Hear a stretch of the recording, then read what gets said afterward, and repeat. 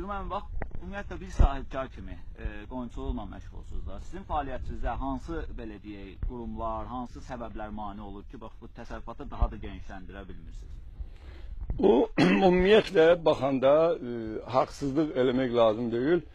Elə bir maneçilik eləyən yoxdur, amma kömək eləyən də yoxdur. Bilirsiniz, elə bir bu kənd təsərrüfatı buraxılıb öz başına. Kim nətər başını saxladı. Nə burada marağı yoxdur, nə də buna bir qayğı göstərən də yoxdur. Maneçilik eləyən də yoxdur. Yəni, maneçilik elə eləyirlər ki, məsələn, Respublikada qoyun, mal var, Allah bərəkət versin, artıb. Ancaq mən baş açmıram, deyildi, mən bunu durub kimisə şərriyə bilmərəm, amma fakt belədir. Gedirlər məsələn, Gürcüstandan, Rusiya tərəfdən, Dağıstandan, küllü miqdarda orada ucuz mal getirirlər, xəlvəti yollarla çıxarırlar bazara. Mən bilsəm ki, bu malın gəlib orada gedməyinə cəmaata xeyirdir, məsələn, ət düşüb 3 manata, 5 manata, yox. Bizdən onu 4 manata alan olmadı bu, bütün mal, qoyun qaldı əlimizdə. Amma getib bazara baxırıq ki, Bakıda 10-11 manatadır ət. Yaxşı, bu da getirirlər, bu niyə ucuzlaşmır? Əgər ucuzlaşmırsa, bahadırsa bizdən niyə alan yoxdur? Bu, belə bir əngəllər var. Heç kim bizim qayxamızı tutub bizə demirlər ki, sən burada nahaq otarırsan, orada nə? Belə şey yoxdur. Amma həddindən artıq qayğısızlıq var. Məsələn, mənə elə gəlir ki, köhnədən, ata-babadan kənd təsərrüfatı naziri deyəndə bizim nazirimizdir. Şəxsən mən onu televizorda görürəm. Məsələn, mən kimi bir aktiv qoca ki, bu adamdan ötürü mən gezirəm ki, bunu heç olmasa bir əlinə əlim dəksin. Bu mənim nazirimdir. Bir baxaq görə bəlkə bir xeyir gəlir mənə onun əlinə görüşəndə. Bu adam görünmür. Haradadır bu? Adı da kənd təsərrüfatı. Amma eşidirəm ki, orada xiyar belə apardı, pomidor apardı, yarmarka təşkillədi.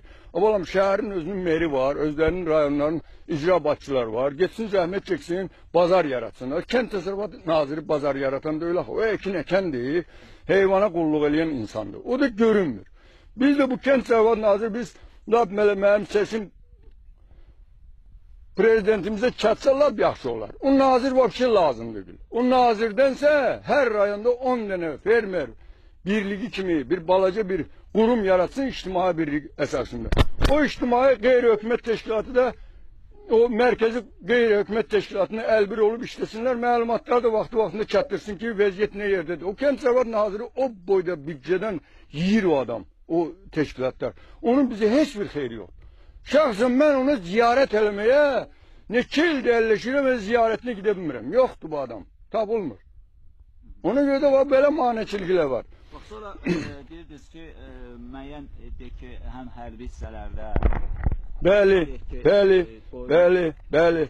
Bizim, hərbidə olan bütün əskərlər, zabitlər, onlar hamısı bizim balalarımızdır. Onlar da bizim süfrəmizdə yiyib, içib, böyüyüblər, 18 yaşı çatıb, gediblər hərbiyə. Bunlar indi hərbiyə gedən ki, bunlar iştahlar değişilib. Nə olub?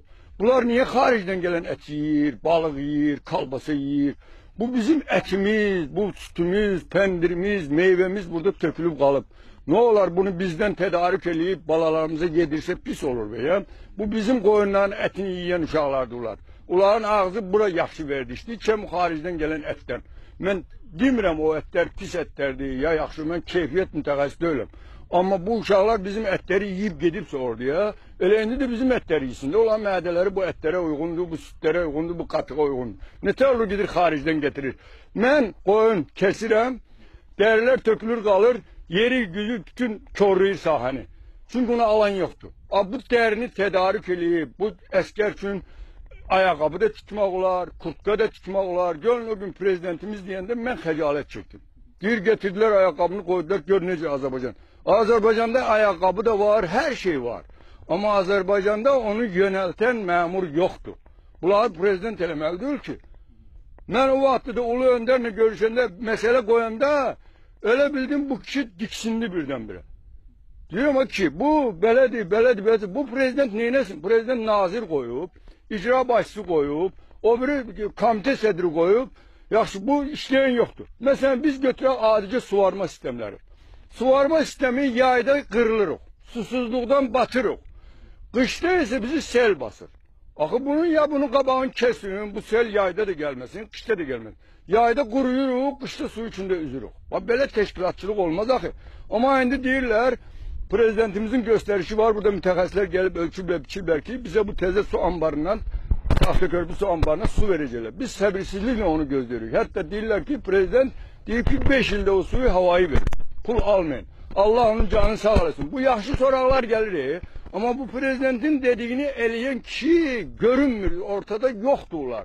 Onlar niye yoktu bilmirəm. Mesela bak birini de diyeyim. Bizde olan çetinlikler. Bizi hiç kim elimizde tutup bizi döven yok diye. Hiç bizi adam yerine koyan yoktu aslında. Bizi maneçilik yok. Bizi adam yerine koyan yoktu. Mesela Quba kim nedir? Quba. Ağrar rayondu. Xaçmaz nedir? Ağrar rayondu. Mən de düzdür. Şabranda belə qadağalar görməmişəm. Şabranda azadlıqdır. Gedirsən, labatka alırsan. Demir mağazını saxlayırsan. Bir de birazdan görürsən ki, qaiddən sənə şey gəlib. Gösteriş gəlib ki, sen falan yerde düz saxlamamısan. Orada qadağan nişanı vardı. Avalan mən indi Bakıya koymursan, Xaçmaza koymursan, Qubada da gezəmirəm. Bu qaiddən başqa bu rayonlarda heç nə yoxdur. Bu qaid lazımdır bu Xaçmaza. Xaçmaz mənim bazarımdır. Şor satan, yumurta satan, et satan, yun satan bazar. Mən harda dayanmalıyım? Mən yabanı hardan almalıyım? Onda mən oraya gitmeye icazı yoksa zahmet çeksinler. Yükleyip yabaları, odunları getirsinler, kapılarımızda gezdirsinler. Bizi oralara gitmeye koyurlar. Harda var qaidi, ne bileyim ben kamera koyurlar, ne koyurlar. Ama biz hareket edelim. Biz kendi rayonu, da bırakan bak. Kendi rayonunda kentçiye imkan vermek lazımdı ki gidip bu öz rayonun içinde geçsin, azat. Biz kimse kalsın dönmürük ki. Biz gidip yaba alırız, lapatka alırız, lapatka sapı alırız. Harda saklayan maşınlar biz. Kış yolu.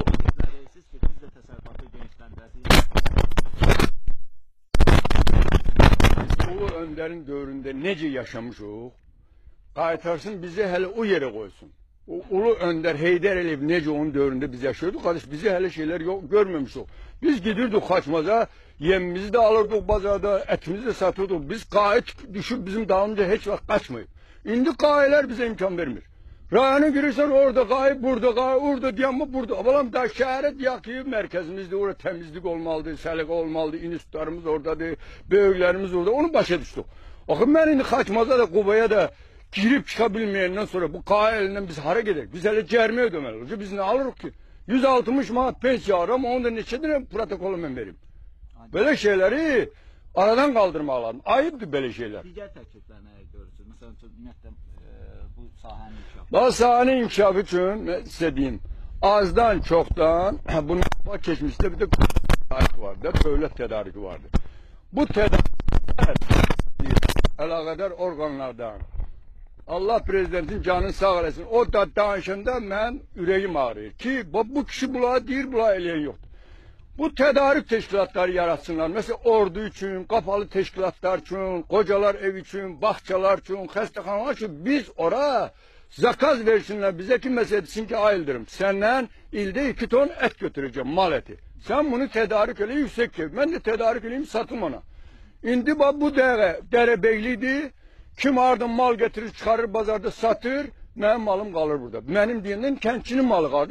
Boy düşün kapı gezin de kentçiler acını ölür burada. Çünkü onun malını alan yoktu. Hamı getir taşır getirir Rusya'dan Gürcistan'dan. Ben Gürcistan'a gitmişim. Bir tane balaca maşın getirir.